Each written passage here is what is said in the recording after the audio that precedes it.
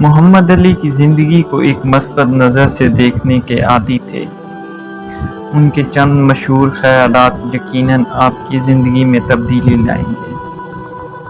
دوستی ایسی چیز نہیں جو آپ کے کسی تعلیمی ادارے میں سیکھیں، بلکہ اگر آپ نے دوستی کے صحیح معنی نہیں سیکھے تو آپ نے کچھ نہیں سیکھا۔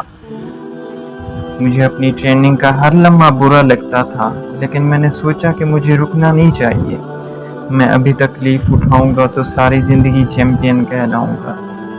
جو شخص مشکلات کا سامنا کرنے کا حوصلہ نہیں رکھتا، وہ کبھی کچھ حاصل نہیں کر سکتا۔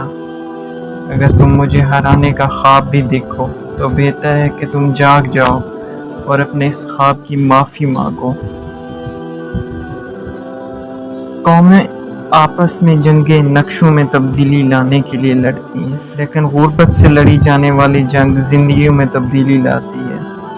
میں نے زندگی میں بہت سی غلطیاں کی، لیکن اگر آپ اپنی زندگی میں کسی ایک شخص کی زندگی بہتر کرنے میں کامیاب رہا تو میری زندگی رہ گا نہیں گئی۔ جو شخص خواب نہیں دیکھتا وہ کبھی بھی اونچا نہیں اڑ سکتا۔ کاش کہ لوگوں سے دوسروں سے بھی ویسی محبت کرتے جیسے وہ مجھ سے کرتے ہیں۔ اگر وہ ایسا کریں تو دنیا بہت خوبصورت ہو جائے گی۔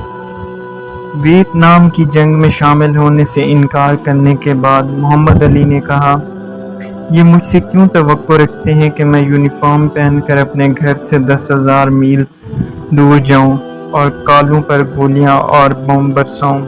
یہ تو اپنے ہی ملک میں نیگروں سے کتوں جیسا سلوک کرتے ہیں۔